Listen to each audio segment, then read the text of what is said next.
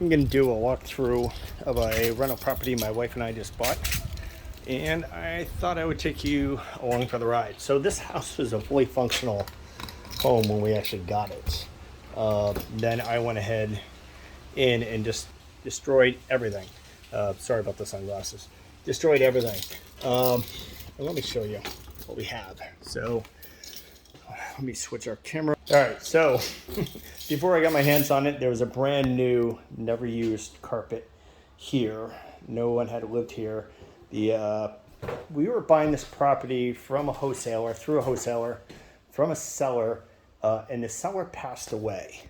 And this is kind of common when somebody passes away. It's for folks to somehow see an opportunity, somehow maybe some wishful thinking, but it's pretty common for there to be some confusion about who's going to get the property. In this case, we're buying it from the seller. As far as I know, he had a good relationship with his son because his son was involved in the sale. The seller passed away.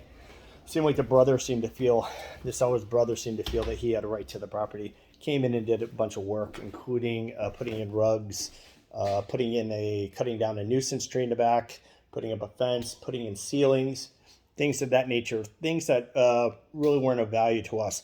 But seller passed away. We kind of gave up on the deal. The son reapproached us and said, hey, do you still want to buy the property for the same amount of money? The market had completely changed and had improved. So we responded, oh, of course, we would love to buy the property. We kind of bought it without seeing anything that had occurred in the property. And I was kind of surprised when I walked in and saw new carpeting. And the one thing of huge value, not a huge value, well, of huge value, is actually in the back. There was a giant nuisance tree. There was no fence here, and it was just a mess in the backyard. When I came here, saw this fence here, so the fence that I would have put up, no. Is it good enough? Yes. So we kind of got lucky on that thing. Now, the seller had actually put in brand new ceilings here in the kitchen, a drop ceiling, which I hated. And you can kind of see some remnants of it because I came in and ripped the whole thing down. I ripped out all these rugs because they weren't really our vision for the property. So this property was completely rentable. A fine property, ready for a tenant. I came in, tore it all up. And let me show you what I did to the poor bathroom as well. We did have a functional bathroom until I came on in and tore out the whole ceiling. And again, it was a drop ceiling, and it would collect mildew. And even though it looks great now, it's not going to look great in the future. And as you can see, we've got a very blue tub that has to be replaced anyways. And we have kind of a lot of things around this bathroom that really aren't desirable. We need a new window. Anyway, so why not just rip the ceiling out? And again, I ripped out all these rugs, brand new rugs are out. You can see, what we kind of did here. So why? Because we want equity and we really want to get great tenants. So we really want to prove to a bank that we greatly improved this property far beyond what we have into it. And the rugs here would have done some of that, but really, lower quality rugs aren't really going to do it as well as I think as the hardwood floors that we're actually going to put throughout.